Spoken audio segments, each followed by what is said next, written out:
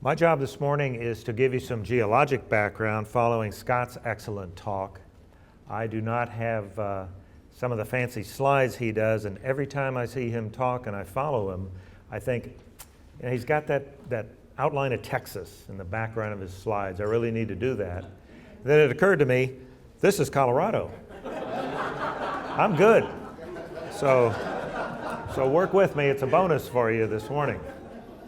So what I'm going to do is talk about a geological look at the resource space, at the gas resource space. If we don't have it as far as the geology, then all of the drilling, production, completion economics are going to not be on a very stable basis. I want to be sure we have a little terminology down.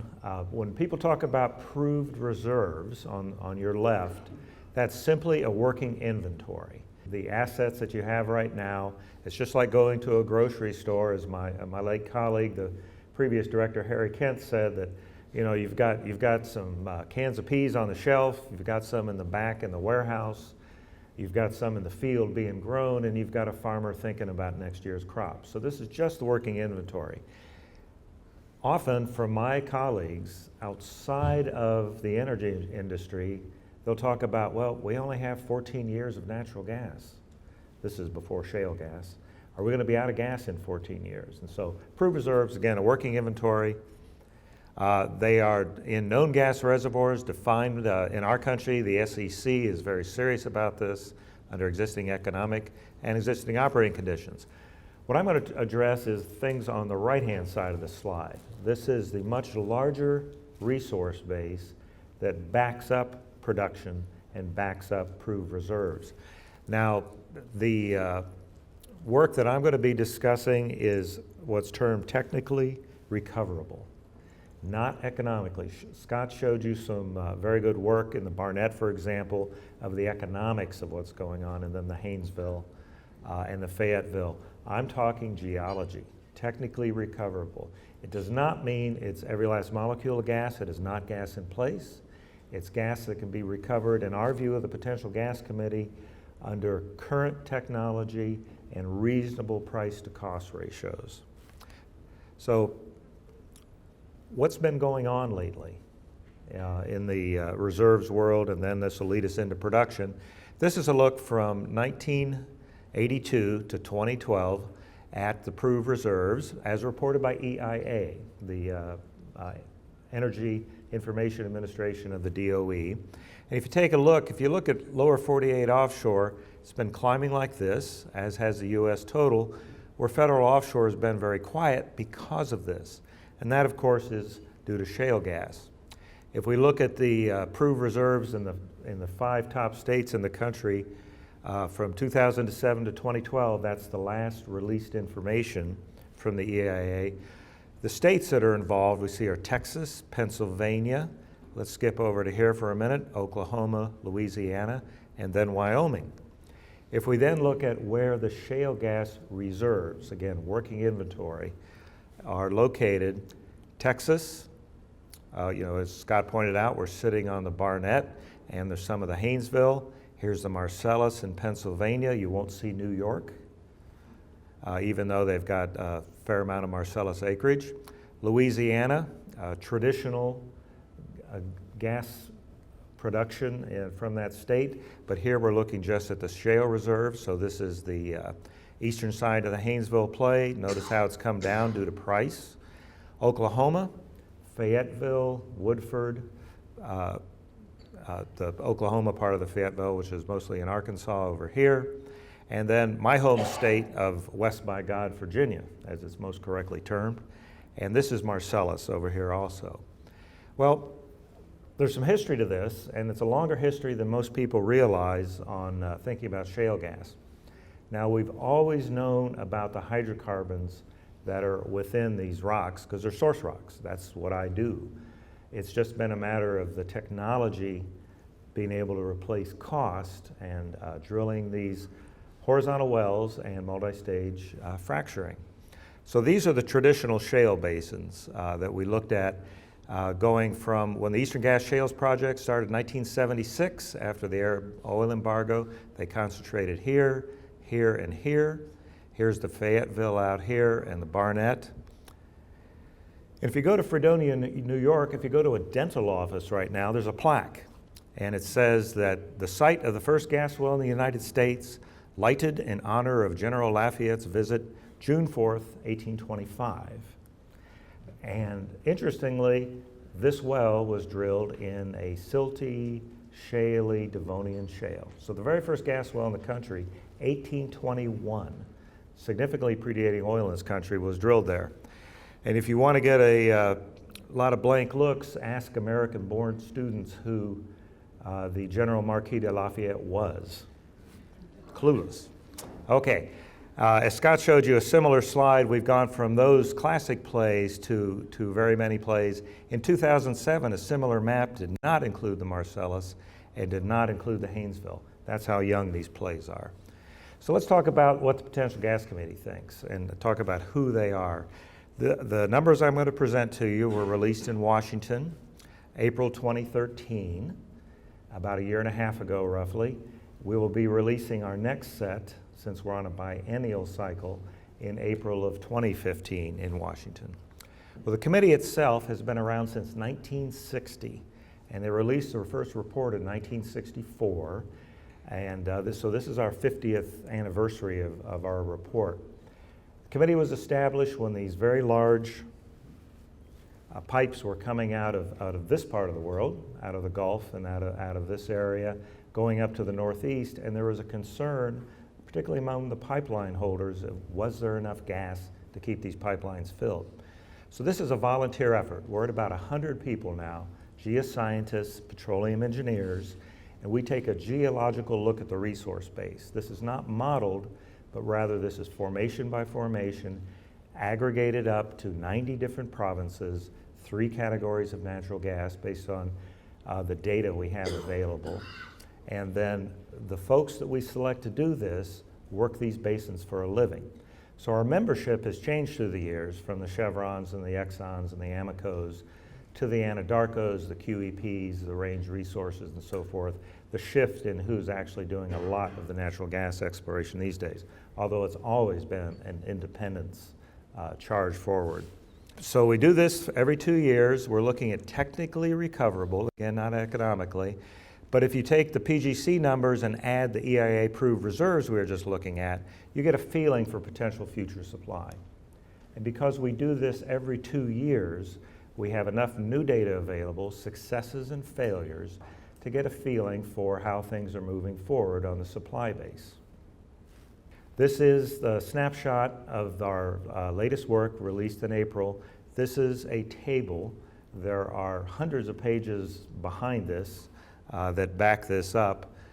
So it's not just, here is a number, but the very number at the bottom, adding our work and proved reserves, coming up to about 100 times annual consumption, is what has caused some trade associations, the media, and our own government to say we have 100 years of reserves. But they mean resources, but they don't know what they mean perhaps, because we never say 100 years. We have a lot of words in the front of our reports that talk about economics, timing of the industry, regulation, everything else that Scott so clearly pointed out affects our industry. So when you hear we have 100 years of gas, it doesn't come from us. They just take the numbers and divide. So here we are. Well, interestingly, everything but shale gas is this number up here. Coal bed gas, as we'll see in a moment, has been relatively flat, and that's our total U.S. gas resources potential supply, hence Potential Gas Committee, Potential Gas Agency at the Colorado School of Mines. It's interesting, we think, to take a look back to 1990. 1990 is when coal bed methane production really started. This is 1,000 TCF on this level over here. At this time, we were consuming about 20 TCF a year. Now we're 25, 26 over here. This is coal on the top. This is everything but coal. Note that for a long time, there was a slight apparent increase in potential gas resource. But it's important to note that between 40 and 50 TCF were being consumed between each of these bars. So it's not a negative flat sum game. If you go along to 2006, there's a little hashed bar here that says shale gas, approximately 200 TCF. We had always carried shale gas in our inventory. Remember that first well, 1821, the Devonian shales? However, we hadn't looked at them in depth because they were very weakly producing wells, with the exception of some wells in the Antrim Shale. We had Barnett wells in there, we had Fayetteville wells, but we couldn't report those numbers singly because they were often dominated by one company. And you really can't do that, particularly when some of those company people with other company people are participating. So when we started seeing the shale revolution happening, our year-end 2008 report is when we took this big jump. And here's the hashed mark, that's shale gas. We added even more formations in 2011, the year-end 2010, and even more in 2012. So you see this increase.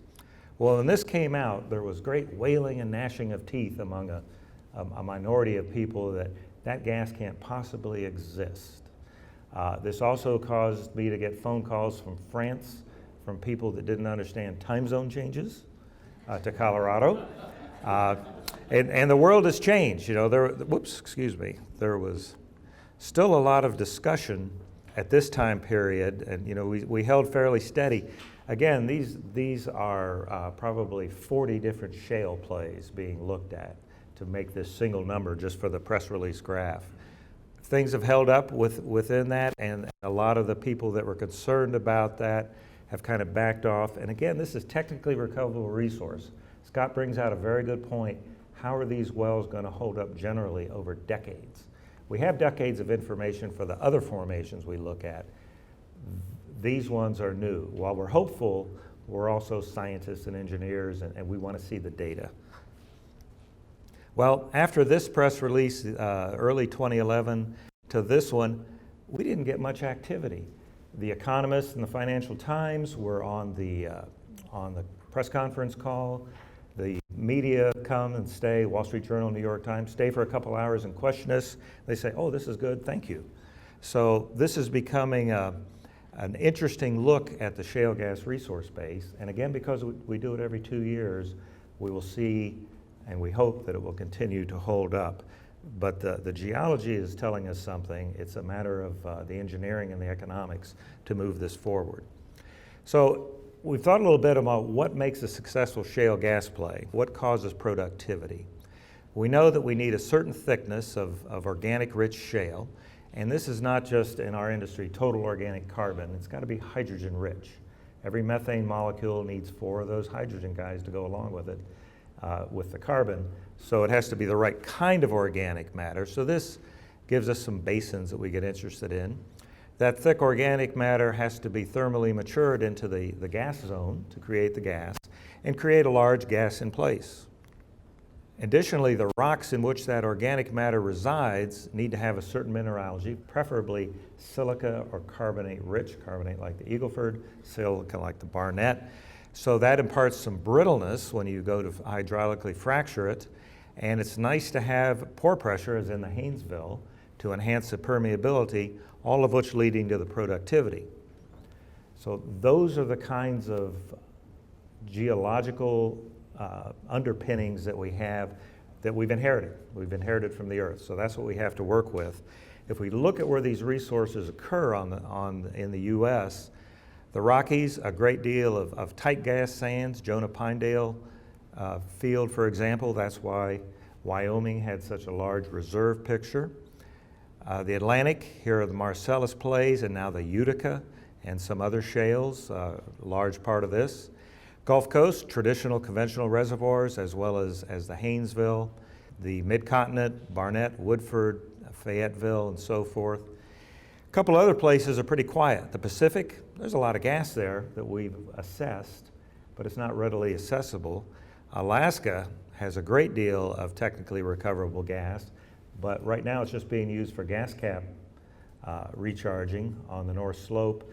Cook Inlet's quieting down a great deal as far as producing gas out of there. So the main places are all accessible. You know, here's the Northeast with a tremendous population and industry. Of course, the Gulf Coast, Mid-Continent. The Rockies, not a lot of population, some pipeline concerns, but a lot of resource. All this gas, one molecule is not the same as the other. We have different amounts of engineering and geologic data, so we classify them into 3 categories to give us a feeling for the confidence in it. The way you read these graphs are that this is the probable or the resource associated with existing fields, new fields but productive formations like the Barnett, and frontier yet to be discovered. And this gives us the total look from year-end 2010 to year-end 2012. If you break those down, you'll see that there's still a lot of gas associated with existing fields. This is net of proved reserves. This is developing those fields to the limits of their geology and deeper into new pools, perhaps. If we look at the coal bed resource, things have been rather quiet, as you can see, from year-end 2010 to 2012. Coal bed has provided up to 11% of our daily production. It's now in the single digits, but it's still a significant source of natural gas. Just like conventional shale gas is pushing it out a little bit from the drilling picture, but the resource does not go away. You can see the breakdown associated with existing fields, coals that are already productive, but the fields aren't developed yet, and a lot of this is Alaska, about 57 of that 98 trillion cubic feet. So I can close in looking at the influences on future gas supply, not just shale gas, but all of natural gas. So will we have enough sufficient supply to meet demand? Well, again, the first place you have to start is the resource base, and the Potential Gas Committee doesn't believe, in our long history, that that is a great concern. We have an endowment of natural gas, the right kind of organic matter, the right kind of thermal maturation, that the geology is good for us. Of course, there are environmental issues, some of which Scott discussed, that we're getting smarter with all the time. We need a skilled workforce. A number of years ago, Bill Fisher and I were on a panel with the Interstate Oil and Gas Compact Commission, a great concern about having enough people, rig hands to engineers and scientists, to develop this industry. And one of the things that result from that is the enrollment of the Colorado School of Mines, particularly in engineering, is shocking. 40 students to a class to close to 200 students per class. So there's been a response to that. So the resource base, environmental issues, skilled workforce, continuing development and investment in technology, not only by industry, but by government, because so often in the gas business, technology has to replace price. Very much so. We need reasonable regulatory oversight. There are some land issues, particularly out in the West, where so much land is federal land. Rig availability and pipeline capacity are perennial concerns in order to move that gas. So that's infrastructure. So it's a combination of geology, people, regulation, and resulting infrastructure. But overall, we see, from the committee's standpoint, a very bright future for the gas supply, given that we can fill in the other little bubbles that are there and move forward. So thank you.